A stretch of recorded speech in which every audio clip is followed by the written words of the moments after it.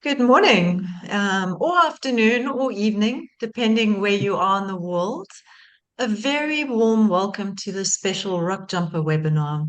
My name is Nikki Stewart, and I'll be your host today as we take you through a virtual journey into the heart of one of Africa's most iconic wildlife destinations, the legendary Kruger National Park, and diving into the remarkable conservation story of one of South Africa's rarest birds, the white-winged flufftail.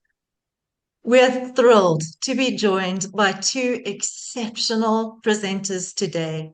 First, we'll hear from Dr. Kyle Lloyd, the Wetland Conservation Project Manager at BirdLife South Africa and Rockjumper Fellow for White-winged Flufftail Conservation. Kyle leads the vital research and protection efforts for this critically endangered species, which serves as a flagship for safeguarding our precious high altitude heat-based wetlands. He works closely with the landowners and conservation stakeholders to protect and restore habitat, while also conducting essential field research on the flufftail's breeding biology, movement patterns, and population dynamics. Followed by Carl, we'll be joined by Keith Valentine, Managing Director of Rockjumper Birding Tours in South Africa. Keith is not only an accomplished global bird tour leader, but also a passionate advocate for Kruger National Park, a place he first visited with his family at the tender age of 5. Since then, he has returned almost every year, spending close to a full year of his life exploring this extraordinary reserve. Keith will be sharing more about Kruger's bird and mammal diversity and how the park provides the perfect stage for an exciting conservation initiative, the Kruger Birding and Wildlife Challenge. As many of you know, Rockjumper is a proud BirdLife Species Champion for the White-winged Flufftail, and the Kruger Challenge is the flagship fundraising effort in support of its conservation. The first two editions that were held in 2019 and 2023 were a resounding success, and Keith, he can't wait to tell you more about what's planned for February 2026.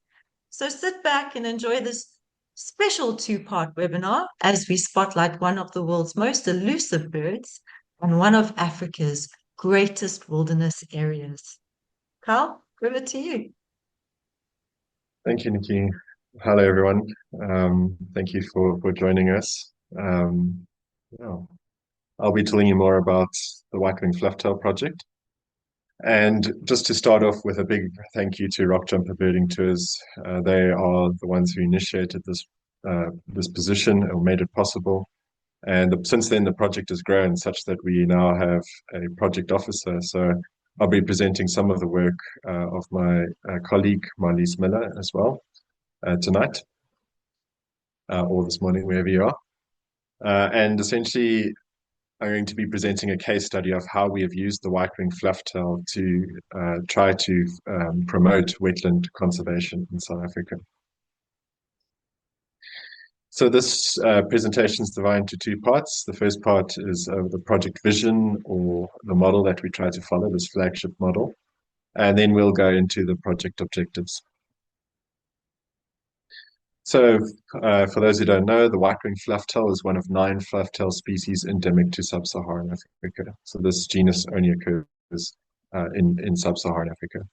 And the species gets its common name from these diagnostic white secondary flight feathers. So if you have the fortune of seeing this bird in its wetland habitat, you'll typically just get a flash of white and then the bird will disappear into the sedge meadows.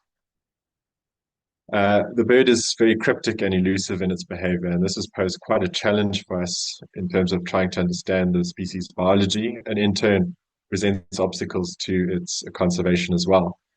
But we do know from the research that BirdLife has been doing that it breeds in high elevation wetlands in the wet season or the summer months. And within South Africa, it's concentrated along the eastern escarpment. I'll show a map just now of where that's sort of situated. And that's within our grassland landscape. So where there's very wet mesic conditions.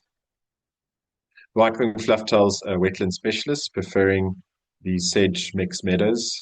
So sort of in the background of my video, you can see these sort of meadows of sedges, which will also be mixed with grasses and herbs, and that's where the bird lives.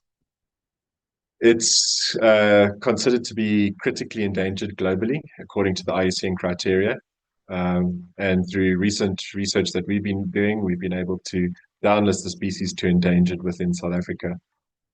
And really, the bird is facing these threats because of destruction and degradation of its specialized wetland habitat. And this recent National Biodiversity Assessment within South Africa highlighted wetlands along with estuaries as some of the most threatened and unprotected ecosystem types in the country. And this situation isn't just unique to South Africa. Wetlands are threatened globally. So the model, as I said, that we follow is one of flagship species. And so we can define a flagship species as a species selected to act as an ambassador, icon, or symbol for a defined habitat, issue, campaign, or environmental cause. And there are certain criteria that make a species suitable for being a flagship. So firstly, is it charismatic? And for those who are familiar with the white-winged flufftail, it's a highly sought-after bird within that birding community. Is it representative of the cause or symbol that it's representing? So the presence of the white-winged flufftail for us is an indication of a healthy, functioning wetland system. These sedge meadows are very easily replaced by other vegetation communities that respond to disturbances within the catchment of the wetland or within the wetland itself. As I said, the bird is threatened. It's critically endangered globally. And this also helps us to try to access resources, funds, and political will to try and complete some of these conservation objectives. There's also a storytelling element. As I said, there's significant knowledge gaps within its biology, and this creates a mystery around the bird. The bird is not very accessible, and this is something that we are trying to work on. There's also a multi-stakeholder interest. So the bird forms part of international conventions like the African Eurasian Migratory Waterbird Agreement. And South Africa is a contracting party to this agreement. And so we're very fortunate to have our government have a national working group where various stakeholders come together annually to discuss the conservation of the species. And there's also a societal and cultural link, particularly with regards to wetland ecosystem services, which I'll talk about a little bit more. So this is just a scope of where we work. So within South Africa, we have the Drakensberg mountain range, which extends all the way from the south to the north along this north-south axis. And the bird seems to be concentrated along these high elevation systems. And we're very fortunate enough within BirdLife South Africa, to have stewardship officers placed all along this bird's range. And it's through these parties that we are able to implement some of the conservation on the ground. So this is the approach that we take to trying to conserve wetlands. We look at wetland management, so trying to develop tools and knowledge bases for the better management of wetlands. Wetland protection, trying to expand the protected area network, including private land. Wetland stewardship, so trying to provide post-declaration support to landowners. We don't just declare and walk away, but we try to maintain a relationship with the landowner and implement some of the tools that we develop.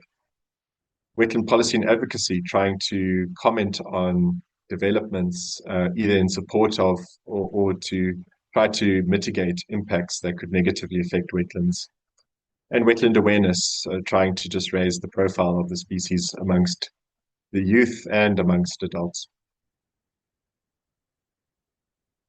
So before we carry on, I think it's just quite important to understand what is a wetland. And these are very complex ecosystems. So essentially, water is slowing down within the landscape. Something interesting is happening in terms of the geology, that the water is also brought to the surface. And sediment that's carried in the water comes out of suspension.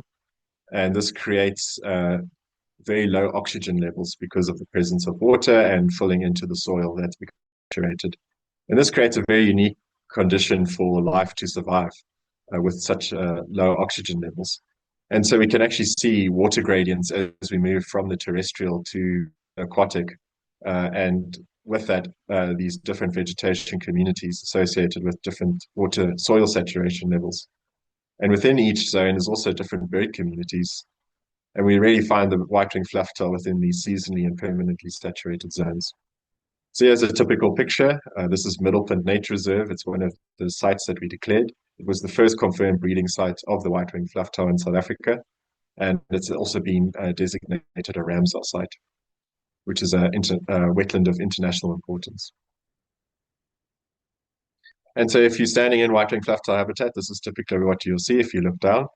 So the bird is using the understory of these sedge meadows. You can see there's a variety of species, some standing water, and it's essentially using this to also avoid predation. But why does all of this matter? Why do we conserve wetlands if it's only to benefit the white-winged flufftail? Well, we conserve wetlands not only for species, the white-winged flufftail, which has such a high conservation profile, but for a host of other species that may not have the funding resources to back them up. But not only that, we are also conserving various ecosystem services that wetlands supply to society, to not only the local community, but also to downstream communities all the way to the ocean. And a lot of these have to do with water control, cleaning water, retaining water, and also sequestering carbon. So there's a very high organic content within the substrate of these wetlands. So moving on to part two, the project objectives. And first we'll look at wetland management. So in starting this project in this position, it became quite evident that a more subtle threat to wetlands is the slow degradation through mismanagement. Within the grasslands of South Africa, it's heavily agricultural in terms of the industry that's practiced. And so there's things like grazing and burning that could be misapplied to wetlands and slowly degrade them over time. However, there's a wealth of information available on how to manage wetlands or to better understand wetlands, but these are often written for specialists. It's locked away in literature that's just not accessible to the people who are actually responsible for stewarding wetlands on their land. And so we set out to communicate recommendations in a concise way. We used illustrations to convey some of these concepts, and we also used real-world case studies. So we invited co-authors to contribute case studies of how they've implemented some of these recommendations. And so what we're really targeting is landowners, farmers, traditional authorities, protected area managers, municipalities, as well as the groups responsible for advising them, like NGOs. And this map just highlights where these guidelines are applicable. So it's not only for South Africa, but it's for Southern Africa as well. The guidelines comprise these different components. So first we give an overview of wetland ecology, just to help people understand how wetlands function and are structured. And then we expand our recommendations in the wetland management section. And then for the person who wants to go the extra mile, we also have wetland conservation section, and that's many of the topics that I'll be talking about in this presentation. And then we end off with wetland support, so additional resources and people they can contact. So we've recently launched the guidelines. This is the flyer that we had, and it's freely available. It's as an ebook, and we also printed physical copies and distributed it to those stewardship officers showed in that map, and also just to try and make this available to other NGOs working in the same space. So we're really trying to get the message out there. Okay, moving on to wetland protection. So wetland protection, that's sort of the using a country's legislation to formally declare something as a nature reserve or protected environment.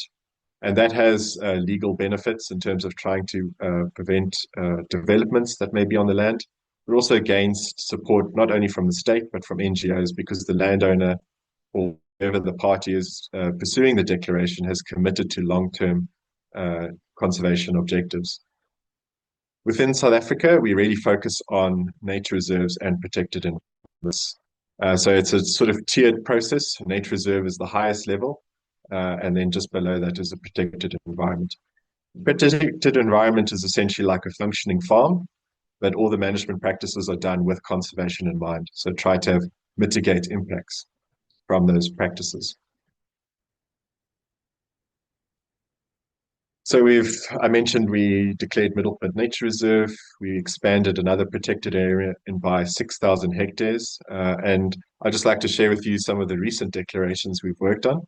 The first is the Timtild and Davis Nature Reserve. So this is a slightly small reserve, but quite important in that it's located just outside of Fleur Fillet Nature Reserve. This is a state nature reserve, and it hosts the white-winged flufftail. And a lot of the water resources that stem from the wetlands in Fleur Fillet Nature Reserve exit the reserve and go through this Timtild and Davis Nature Reserve. It's also forming an important corridor over time as the protected area network expands to link all these different protected areas. And then we're also currently working on the proposed Verloren Kloof Escarpment Nature Reserve.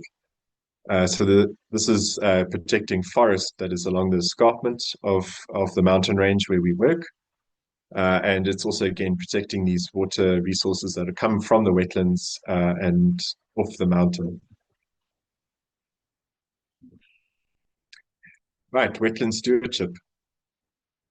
So as I mentioned, we try to develop resources to help landowners with practicing some of these conservation strategies on their land, adapting their management practices. And one way in which we can do that is really communicate information concisely. These are people that are very busy. They're trying to derive an income from their land. And so we really want to convey some of these key concepts in an easy to digest way. One way in which we've done that is with infographics. So far we've produced an infographic on biodiversity stewardship. So that's just basically some of the things I've discussed, some of those concepts, but as well as using some of our citizen science platforms to log or record some of the species that people have on their land. And that's just really to try and promote a sense of ownership and pride for what they have on their property. As soon as you put a name to something, there's a lot more care that you have for it. We're also developing infographics for other topics like birding routes and aviatourism. That's a huge financial incentive for a lot of landowners who also have accommodation on their property and can establish things that promote birding. And we're dealing with a lot of other topics as well. We're also trying to use science to try and help landowners view their property with a different lens. So using satellite imagery, for example, we can track management practices over time. This is Middlepunt Nature Reserve that I mentioned, and using different filters like NDVI and fire, soil moisture, things like that, farmers can see how their management practices have influenced the land over time. And again, we're just trying to provide landowners with the information to make decisions and adapt their management strategies. We also try to, as I say, create that financial incentive for landowners to conserve species on their property. And birding is the best way in which we can do that. So we established 3 birding routes along the Steenkampsberg mountain range. That's one of the areas where the white-winged flufftail is focused, or it's a hotspot for the species. And we erected these signboards in the town of Belstrom. It's sort of central within the mountain range. And linked to that is a QR code that people can scan. And it takes them to a web page where they can then download more information resources like bird lists. And we don't just cover birds, we cover dragonflies, butterflies, human history, geology, a whole series of natural history topics. And what was really interesting was that this was totally supported or funded by local businesses within the area. So there's certainly a need, or there was a desire for this sort of platform to be established. Right, wetland policy and advocacy. So there's obviously developments that are proposed within the areas where we work, and we need to comment on the environmental impact assessment that's conducted. So essentially, if a development's proposed, it may trigger legislation that requires something called an environmental impact assessment, or EIA. And so specialists will then go onto the site and determine what impact will the development have. And if it passes certain thresholds, then perhaps the development needs to be moved elsewhere, or there's mitigation strategies that need to be implemented to minimize impacts. And for us, a big concern is the destruction of wetland habitat, polluting inputs that enter into wetlands, as well as potential collision risks for the white-winged flufftail. And so this map that you see over here is a habitat suitability model that we developed. And so we can predict the likelihood of the species occurring on a site. And so you can see that black outline is the proposed area, and we can then comment and provide inputs accordingly. But something that also became quite apparent for these avifaunal specialists that are doing these reports is that it's very challenging for them to actually survey and mitigate or suggest mitigation strategies for the white-winged flufftail because of that cryptic and secretive behavior. And so we developed guidelines, also recent, and we highlighted some of the strategies that they can use in terms of passive monitoring. So these are some of the strategies that BirdLife South Africa has refined. And then also just some of the mitigation measures that they can apply. And this is not only applicable to the white-winged flufftail, but to that general cryptic waterbird community of high elevation wetlands. So just another example of how the white-winged flufftail is a flagship species for that whole wetland community. And again, this is freely available, and so we also trying to print copies, and this will be targeted to avifaunal specialists. And then lastly, just wetland awareness. So we have the annual Flufftail Festival. This is a sort of educational campaign on World Wetlands Day, and it's using the plight of the white-winged flufftail to raise awareness about wetlands and water resources because of that charismatic nature of the bird. And so it normally happens within the capital of South Africa, but we're very excited that next year it's going to move to some of the smaller communities where the bird is actually located alongside some of these schools. We're also very glad to have recently published 2 children's books as well. And this is where literature and art have come together to tell the story of the white-winged flufftail. We tried to target different age groups. The first is Run Until You Can Fly. It follows a young flufftail learning to fly with his wetland friends, and they come across issues within the wetlands. So it's also trying to convey some of these concepts in the presentation. And then the next book is Piffy and Zenzi Go Birding. This follows 2 pups that go, or dogs that go birding with their owners, and they experience different bird communities with an open water body system and a vegetated wetland. And it concludes with them seeing the white-winged flufftail. Sorry for the spoiler. And then, yeah, just to also say, like, what can you do? What if you are wanting to contribute to wetland conservation? Just some of the points that I can think of is to learn and experience wetlands for yourselves. So you may not be in South Africa, but I'm sure you also have wetlands wherever you are. And really, these are hotspots for biodiversity. They host so many unique species. But when we engage with our wetlands, we also just need to observe ethical birding practices, which BirdLife South Africa has position statements for, and I'm sure also your respective countries. Engaging in that public participation process with those environmental impact assessments, for example. So every country, has some sort of legal process that they follow, and that's really an opportunity for you to give your comments and inputs into some of these. Sharing some of these conservation resources that we've developed. We really want to get the message out there and as widely as possible. So please do contact me if you want to try and share some of these. And then also, if you feel so inclined, we would always appreciate donations towards the project.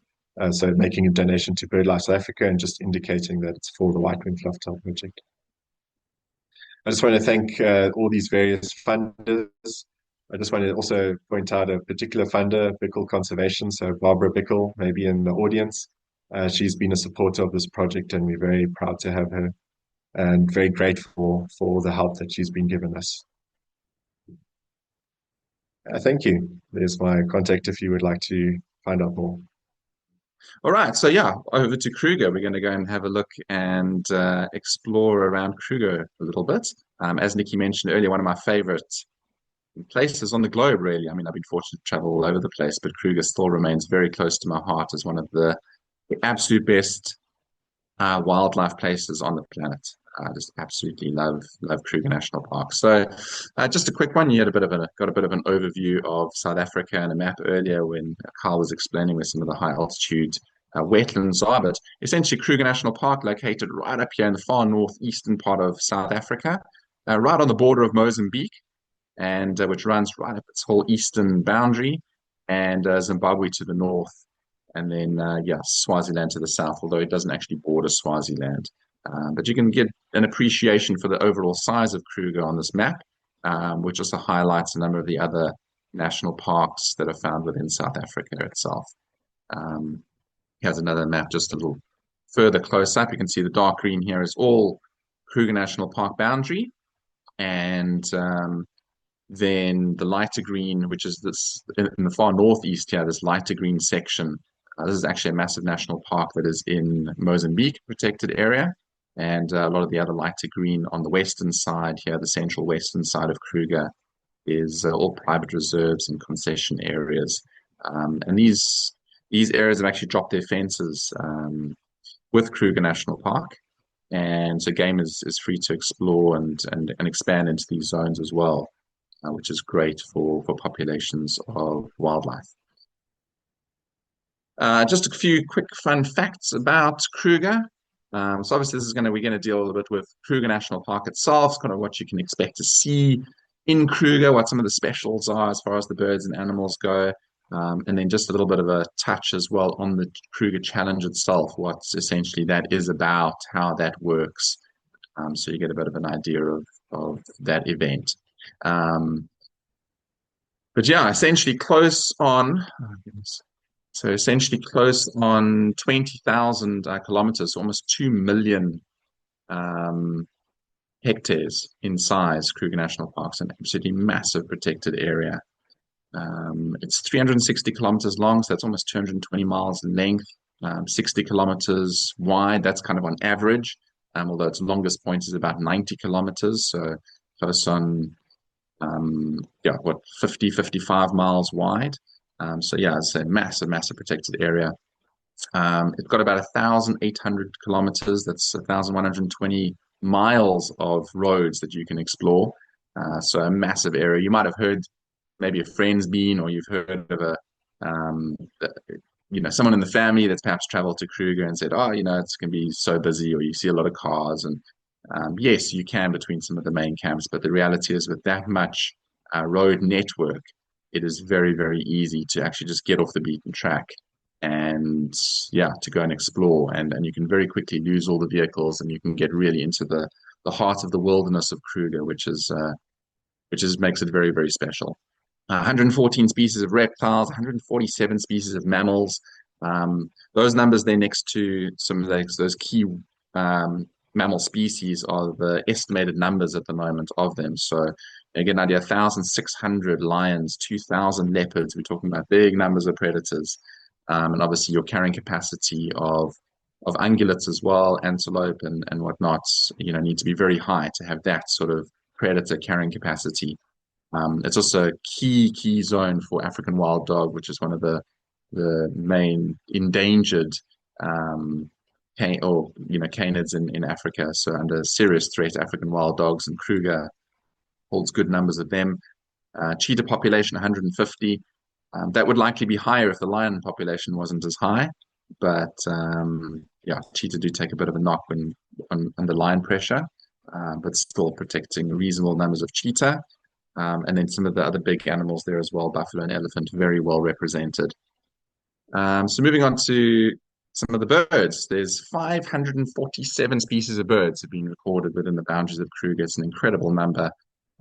You'll see much literature written about over 500 species, and that's a phenomenal amount. It's well over 50% of the birds that have been seen in the whole of South Africa. So, and even over 50% of the whole of Southern Africa's bird species. So, incredible diversity. It's also home to 3 critically endangered and 4 endangered bird species. So you can see there are a whole variety of vultures, which are sadly now critically endangered, and Kruger supports really good numbers of those species, and some of the other big flagship raptors as well. Birds like martial eagle, battler, and secretary bird are all endangered species, and still occur in good numbers in Kruger, are well represented out in that park.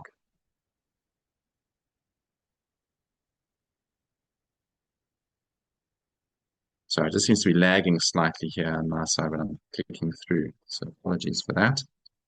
So this is a bit of a map and overview, gives you an idea of all the main camps, or a lot of the main camps through Kruger National Park. And on the right, you can actually see the itinerary outline essentially of the Kruger Challenge itself. So it really is focused on the boundaries of Kruger, and you really get an amazing oversight of this amazing protected area. So we essentially travel right into the north of the park. We visit the very, very northern camp of Punda Maria and travel right up to Pafuri. And then we essentially make our way all the way down the park through Shengwedzi, Letaba. We actually overnight in Olifants for 2 nights, which is that central camp in Kruger.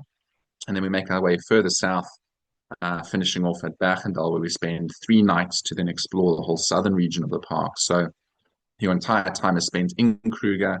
And yeah, as I say, just an amazing immersive experience inside one of the world's great protected areas. So now the facts are out of the way. Let's go to Kruger National Park itself. This is one of the main rivers that flow through Kruger, the Olifants River. And this photo is actually taken from the restaurant at Olifants, where you overlook. It's one of 7 major rivers that flow through Kruger National Park, the Olifants. And as I mentioned earlier, this is one of the flagship species, the secretary bird. Sadly now, fairly recently been uplisted to endangered. And yeah, numbers are certainly dropping through many parts of the range. But yeah, Kruger is still a good place to look for secretary bird. And you've got excellent chances of seeing this amazing species, which belongs to its own unique family. There's only one secretary bird. It is part of the raptor group. It's a unique monotypic family, which is endemic to Africa.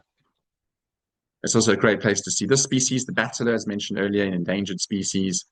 Gorgeous raptor, very distinctive bird. He has a flight shot. This is a female. You can just see the black trailing edge to the wing. The males tend to have a lot more black underneath the wing, but very distinctive shape in flight, short tails, and almost looks like a flying wing, essentially.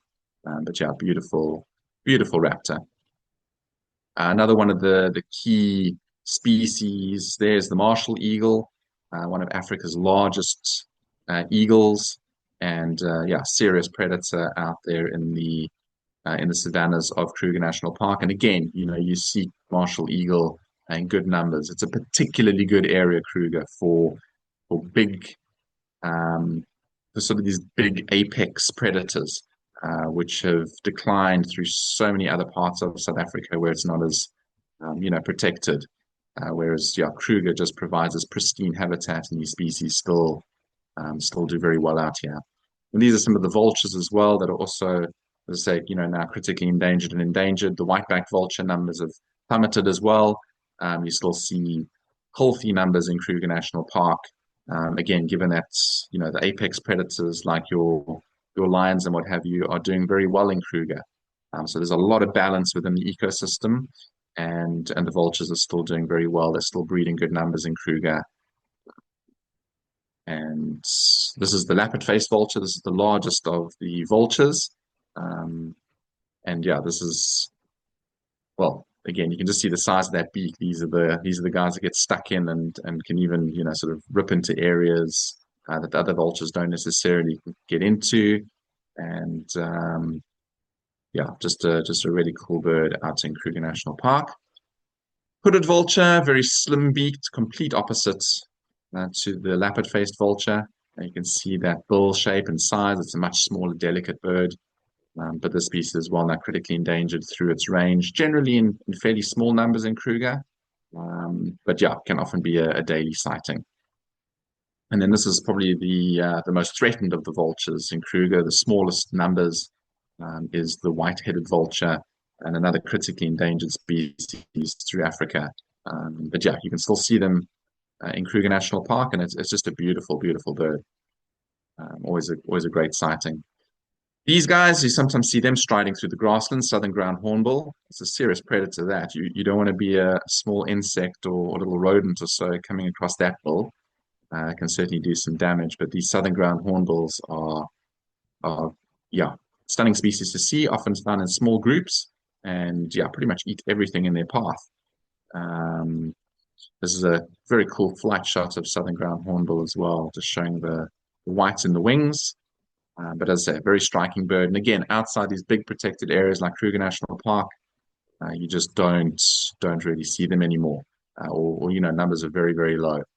Whereas in Kruger National Park, yeah, good numbers and often a daily sighting.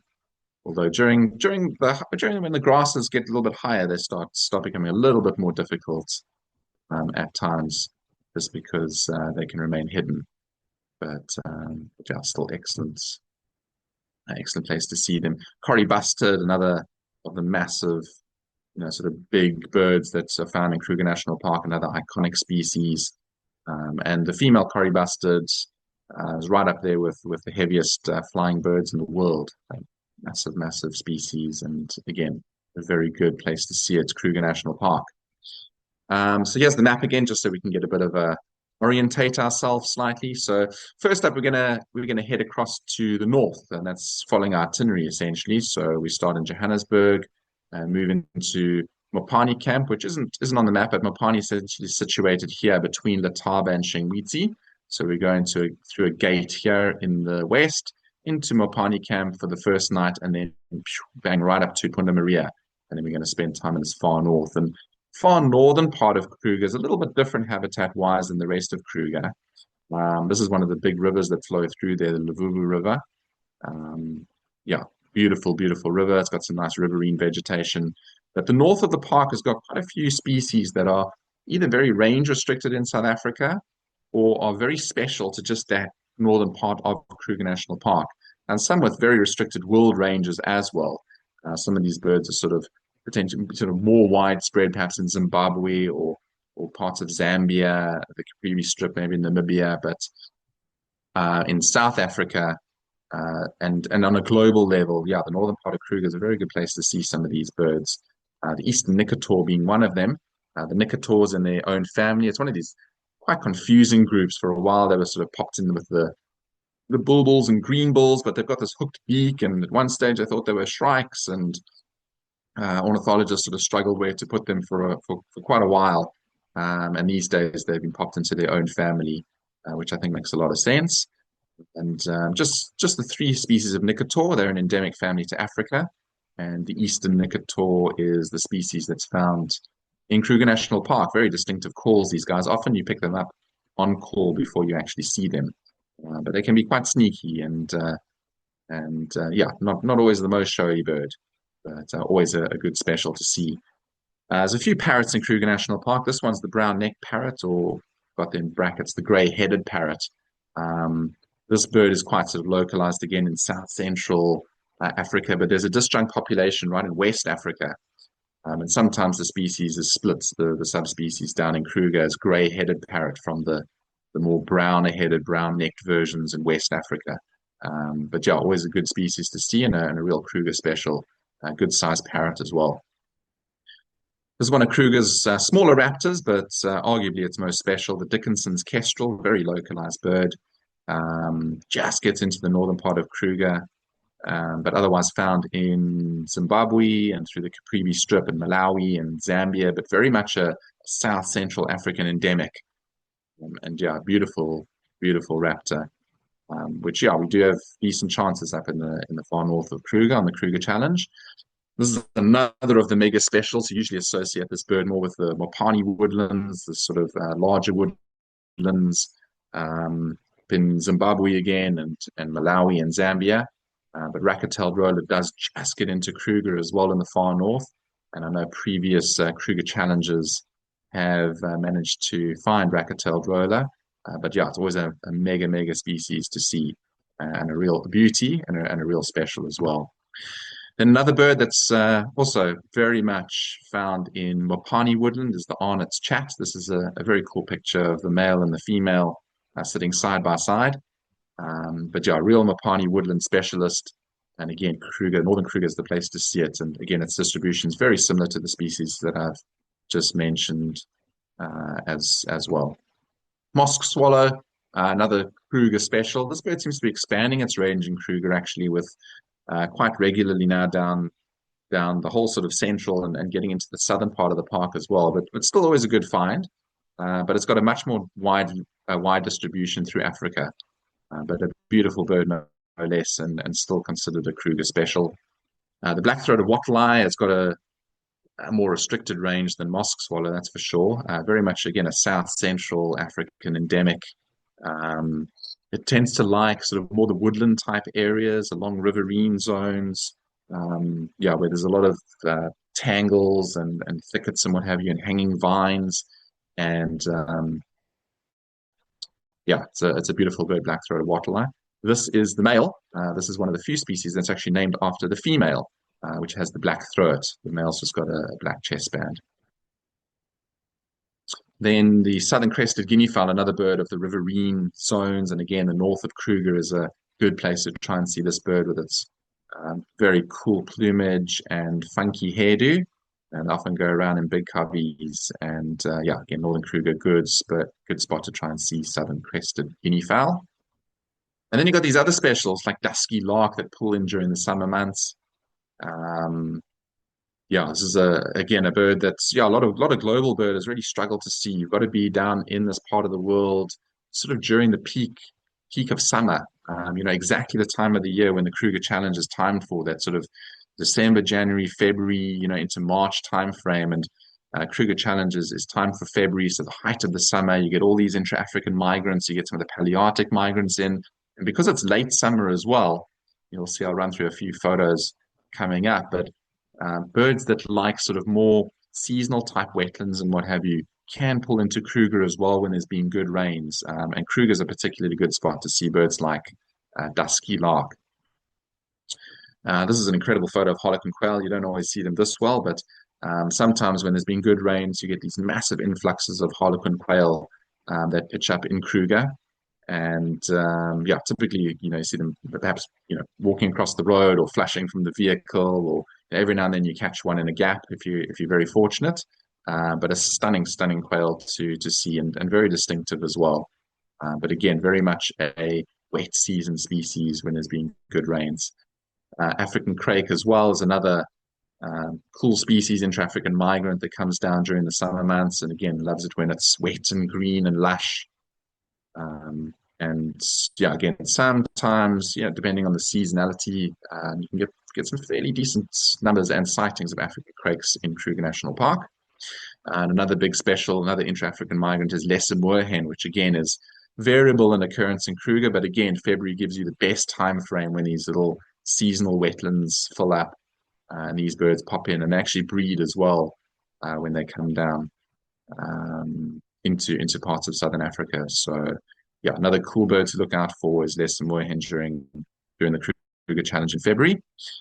Greater painted snipe, another bird that likes the wetlands and the little streams and muddy puddles and that type of habitat. This is the male and the female together. Just amazing photograph that Adam managed to take. And it's probably worth commenting that a lot of these photos are not mine personally. This is very much a team effort. There's a lot of great pictures in here, and it's really thanks to a lot of my teammates for providing these photos. So thanks, guys. Yeah, black kukul, another bird, really considered quite a rarity in Kruger for many, many years. I mean, when I was growing up as a teenager, black kukul was almost mythical in Kruger National Park, and it's amazing these days. It seems to be fairly regular in the way in the late summer. So again, January, February, March. When the rains come and the grasses get all taller, black kukuls tend to pull into some of the grassy stretches. It's still a very good bird to see in Kruger. But yeah, this time of the year, the February timeframe, gives very good shots, very distinctive kukul. And then another sort of mystery bird or a difficult bird for a lot of people is monotonous lark. There's many a South African birder that's struggled to see monotonous lark. And yeah, this species can be very eruptive. It pitches up in areas, uh, you know, they'll pitch up in huge numbers, hundreds of birds, and they'll start calling, which this individual's doing, puffing the throat out, and they just go on and on and on, as the name suggests, monotonous lark. But when they pull into an area, they can come in, breed big numbers, and the bushveld essentially is just alive with these calls, and then they'll disappear, and they won't necessarily pull into an area for 5, 6, 10 years. Sometimes goes by where they don't get seen again in a particular location. So very nomadic and very sporadic in their distribution. But having said that, Kruger is one of the places where we pitch up more regularly than most locations. And again, it's the height of summer when these birds pull in, and when you've got the best chance of seeing them. And yeah, the Kruger Challenge definitely gives you every opportunity, provided that there's been some good rains around. And then you get some of these migrant raptors as well that come in. These birds coming in from Europe and parts of Asia. Montagu's harrier come in, and they court over the grasslands during the summer months when it's wet. Beautiful birds. This one a male, and then also pallid harrier as well come in. Again, in variable numbers, but yeah, if it's been wet, you can get some good numbers of both pallid and Montagu's harriers in the grasslands. Always special to see. But yeah, just such graceful birds. And then another migrant that comes in during the summer months that's a real special for Kruger is the Amur falcon.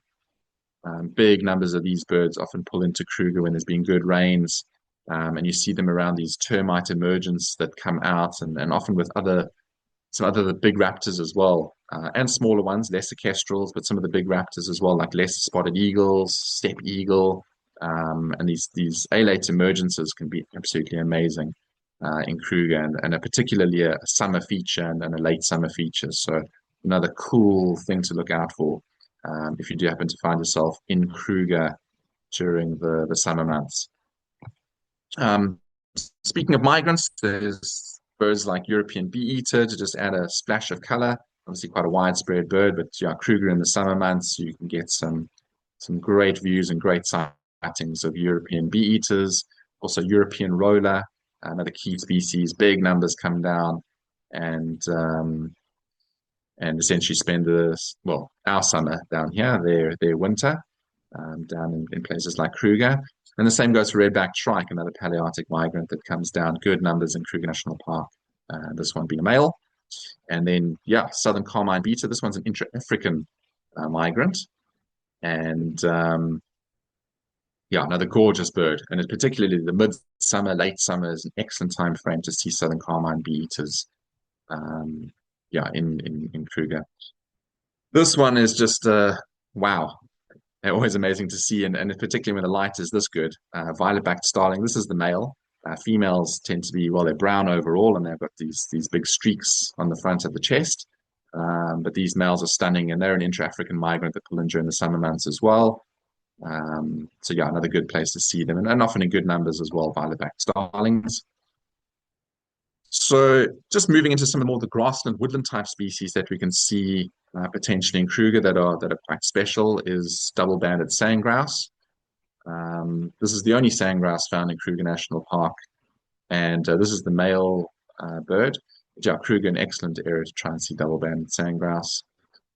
Senegal lapwing, this is another species more in the grasslands, particularly favors burnt areas. So if you've got areas that are a bit dry or burnt or really like grazed, heavily grazed, you can find Senegal lapwings, particularly scarce bird in southern Africa.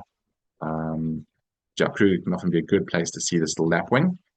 Red-crested kohan, this is another sort of a southern African endemic, really, sort of localized in distribution in a way, but it's quite widespread in Kruger and often occurs or often you'll see quite a few, especially if you spend about a week or so in Kruger National Park. It's a particularly good area for kohans and bustards.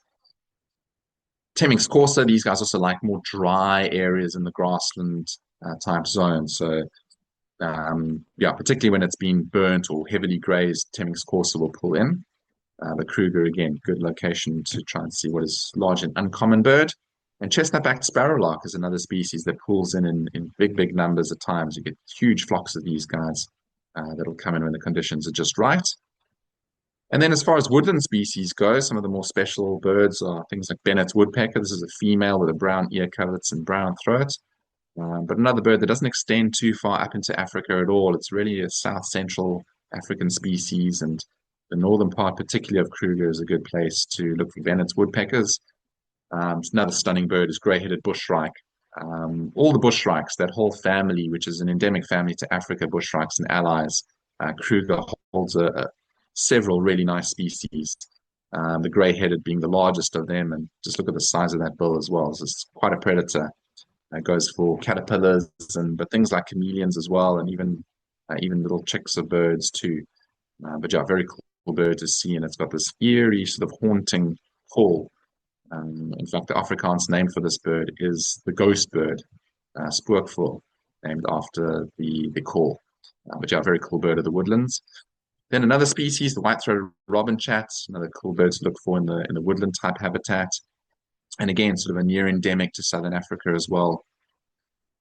Bronze-winged corsair, this is another bird that eludes so many global birders and listers. It's got this kind of strange little loop migration through Africa, and often it pitches up in Kruger National Park towards the midsummer and then through the later part of summer. And because so many people visit in the spring when they come birds to southern Africa, these birds are often not around in the same sort of numbers.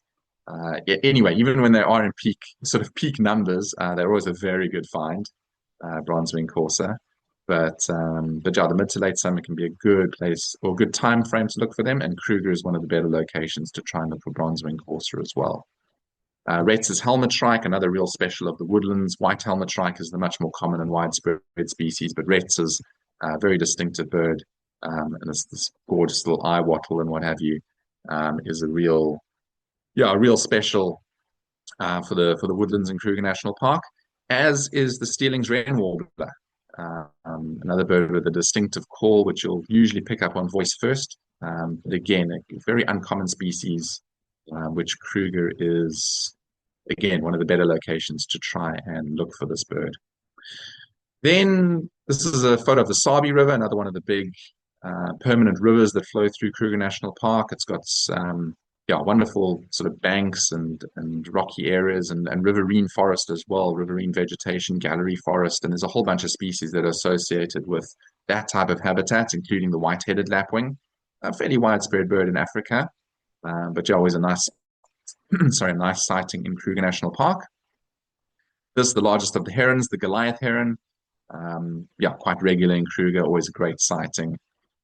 And another beautiful species. There's several storks that can be found in Kruger quite readily, but saddlebald is arguably right up there with the very best. This is a beautiful photo of the male and the female, and again, Kruger is a great spot to see this bird. You need to be lucky to see this one, and that's a sought-after bird for many people visiting any country really in Africa, the African finfoot.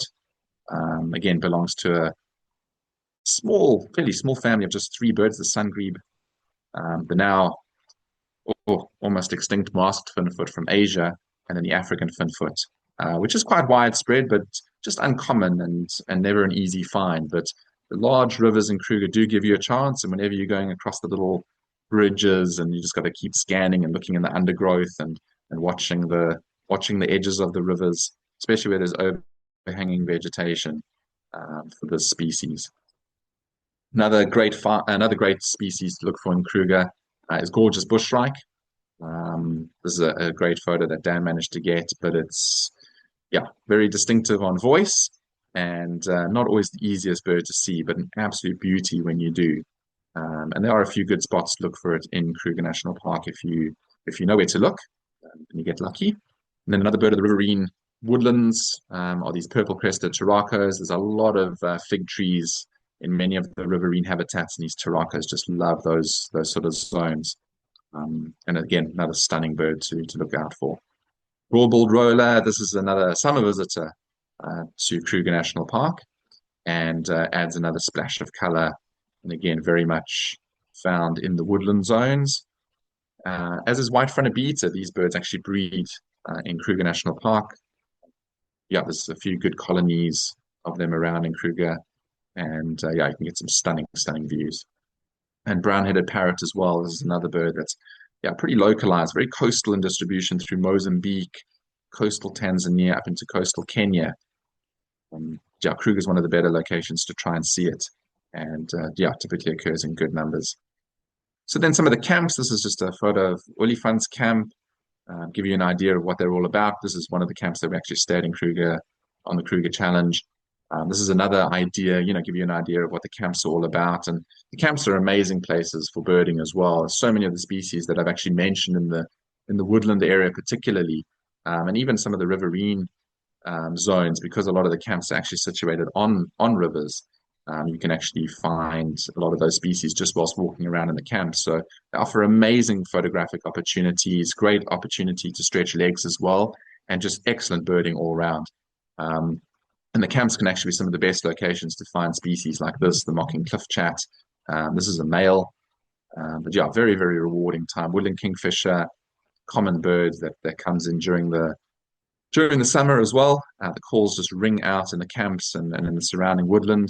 But yeah, the camps can be particularly good places to look for them and then get photos and what have you as well. And then there's a few robin chats and what have you around too that are best looked for in camps. This is white-browed robin chat, a stunning bird, which, yeah, as I say, good places to look for in the camps, as is bearded scrub robin, another beautiful bird and quite localized and uncommon. But again, some of the Kruger camps give you excellent chances for seeing bearded scrub robins.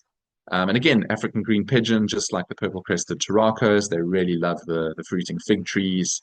And yeah, again, the camps can be very good for those.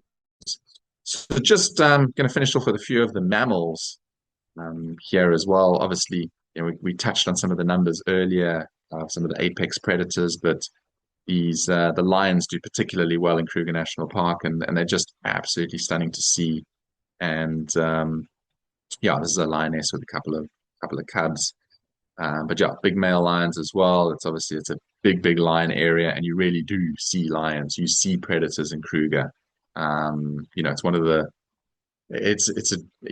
brings out the adrenaline. It's very exciting. You get some amazing sightings of big mammals in Kruger National Park. As mentioned before, it's a great spot for cheetah as well. I mean, it's always an uncommon sighting, but given that we're traversing again the whole length of the park, if you do visit a lot of the different habitats as we do on the Kruger Challenge, your chances just go up, that much more.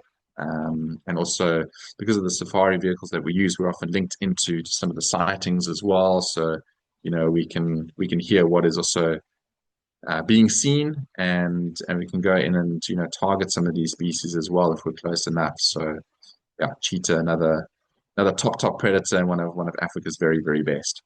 As is leopard, and Kruger is arguably one of the best places to try and see leopard in the world. I mean, there's some good places. Sri Lanka is a pretty good place in Asia to see leopard as well, and there's some good spots in Africa too.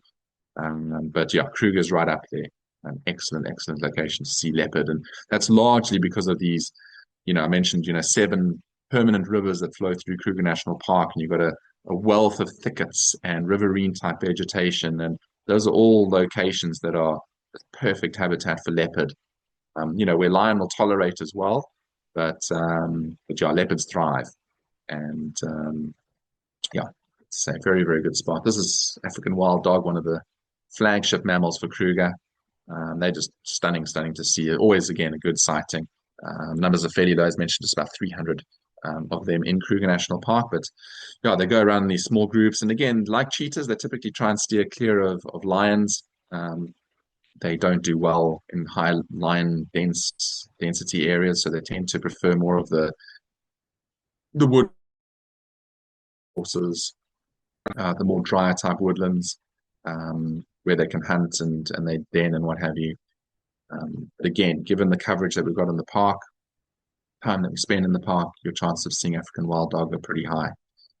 Spotted hyena, another cool predator and scavenger is found in Kruger.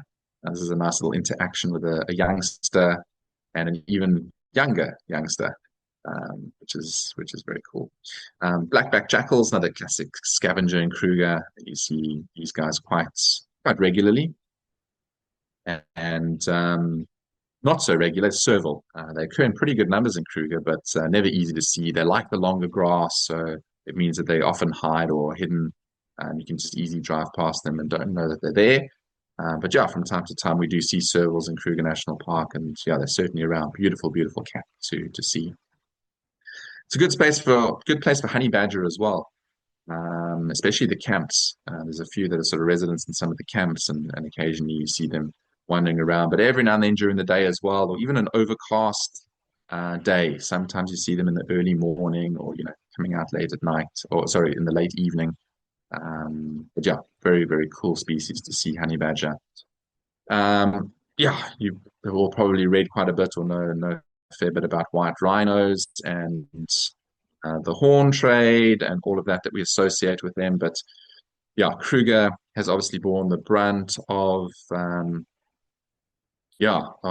attack on white rhinoceros, but they are still there, and they're still there in decent numbers, and there's a lot being done. I'm not going to go into a huge amount of detail on this whole on this whole story. We could do almost an entire webinar just on white rhinoceros and their plight. But yeah, Kruger still remains a good place to try and see white rhinoceros particularly. Good numbers of African buffalo, as we mentioned. You get some big males like this who all around in the mud, or just spend their time wallowing away. But also some massive herds as well, breeding herds. And you do see a lot of buffalo in Kruger National Park, as you do with elephant. It's an amazing place to see elephant, and they're very well represented in Kruger National Park. Giraffe as well, the stately species, and quite common through Kruger National Park. You see them in good numbers. And then a variety of sort of ungulates and an antelope as well that we find through Kruger. Blue wildebeest occur in good numbers, often found alongside Burchell zebra. And then these are greater kudu, beautiful set of horns on this particular male. This is actually the male kudu is actually the emblem for South African national parks. You'll see it on there, sort of all dotted all around Kruger National Park, but a very, very impressive species, the greater kudu, and you see them in pretty good numbers in Kruger National Park. There are a few rarer antelope. This is Sharp's gracebok, which only occurs in the far north of Kruger National Park. And if you're lucky, you can see them on some of the rivers up there towards the Lavuvu or the Shingwedzi rivers. But it's a very cool tiny little antelope that is found in Kruger. And another of the rarer antelope is the sable.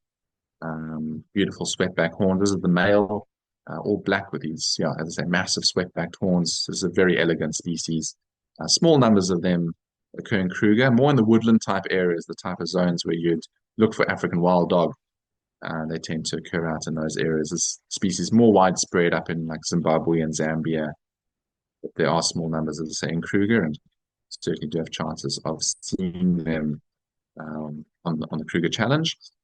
So this just gives you an idea. I included this. This is one of the challenge groups previously, and gives you an idea of the vehicles that we use. This is they actually stopped here on one of the big bridges. This was actually Adam's group from 2023, and you can see how it all works. It's pretty much 9 people per safari vehicle. You've got these beautiful open safari vehicles. Here's another photo of the safari vehicle, which just gives you an idea as well of how the seats are tiered as well. So those at the back are slightly higher than those in the front. So you can sort of see overheads. So it's very carefully thought out. And you've got obviously massive viewing areas at the side and out the front. So sort of almost 360 views around. But you've also got quite crucially shade covering as well, or rain covering. Should it happen to rain as well. So the vehicles are very, very well equipped for Kruger and getting sightings and taking photographs and that sort of thing. And yeah, so the way it works is, say, yeah, nine people per vehicle. Everybody's got their own individual seat, and yeah, you've got a safari driver with you, and you've got an expert birding guide as well. And that essentially brings me to the end of yeah, that's that webinar. It's a little bit about Kruger. It's one of those places you can go into such depth. And there is so much when we're speaking about over 500 species and almost 150 mammals.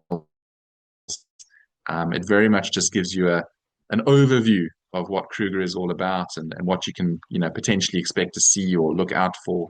But it is such an exciting area, and as I say, one of my on the planet. It's just a wonderful, wonderful location. So I'm actually just going to leave it on this particular slide so that you can actually see just the dates for the Kruger Challenge. I've obviously popped in the price there as well. You'll see, I mean, it's an amazingly priced event. Essentially, all the guides that are involved in the Kruger Challenge are volunteering their time. So you're getting some amazing expertise and what have you during the whole challenge. And essentially, the way that it works is the teams assemble, and you spend all that time that I showed you. That you got 10 days for this challenge, and you're spending 7 full days in Kruger National Park. And that, yeah, day one is obviously an arrival in Joburg, and then you've got travel to and back, but you've got 7 full days in Kruger National Park where you're just immersing yourself in the reserve. It's in the reserve, and essentially you're just trying to see as much as you can in that time frame. So it's really, really good fun. What we do as well is we split teams into competitive teams, those that really want to go for every last bird and try and see as much as possible. And then those that are non-competitive, so those who just want to, go out, explore, and enjoy it. So yeah, essentially that's the way that we operate the challenge itself. And as I say, every group has got a safari driver who's very, very clued up on Kruger itself as well, and then as a volunteer bird guide um, who again will know Kruger very, very well. So there's plenty of expertise around, and yeah, generally the sightings are amazing. Last year's winning group, I think, had over 320 species, and I think the 2019 totals might have been even higher.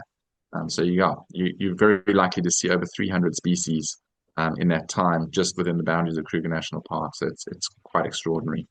And then for those who want to extend their stay, I've just popped in a few of these are the pre and post tour extensions that we've got. But Kyle, thanks for hanging on there. There was a question that popped in here that Doug was asking and just mentioned, do you have major invasive species and plants that are impacting the wetlands in South Africa? Yeah, so I did give a reply in the chat, but in terms of Okay. within wetlands, we're more concerned about native pioneer species that replace these sedge meadows, and they respond to an excess of nutrients or sediments that enter our wetlands. So for us, it's Phragmites and Typha, so reeds and bulrushes, really.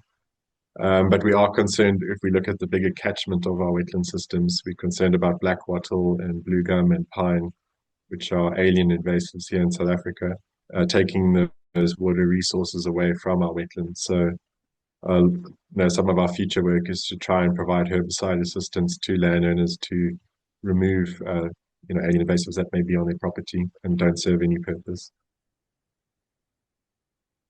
Excellent. Thanks so much. Yeah, I see Nikki's responded as well. Just in case anyone else had that question too, is the webinar recorded? Yes, indeed. All the webinars are recorded. They're up on, you can access them through our site as well. But we'll also send out an email that has a link to the recording. So everybody that was part of the webinar, even if you signed up and couldn't make it, you get a recording of the webinar, a link to the recording straight away. Yeah, so that's very, very cool. I see Jean just saying as well. I'm glad you had such a great experience with Wade, John. that's fantastic. Yeah, Kruger is just such a special place. We'll definitely let Wade know. Um, all right, good. It doesn't look like there's too many questions going on, so I guess most of yeah, what we have to say about the Kruger Challenge is probably pretty well explained during the webinar, hopefully. But yeah, if you do have any further questions about it, please, yeah, just get hold of us. As I say, you can either contact TaylorMade, or if you're regular with Rockjumper, you can also contact info as well at rockjumper.com, and your email will go to the right person. But essentially, yeah, TaylorMade are handling the Kruger Birding and Wildlife Challenge, and also the extensions as well. So I think that is about all for now. Well done. Thank you so much. Thank you, gents. Thank you, Keith. Excellent. Thank you, Carl. That was lovely. And thank you to all the kind compliments that have come in as well. We're so glad that you can enjoy that.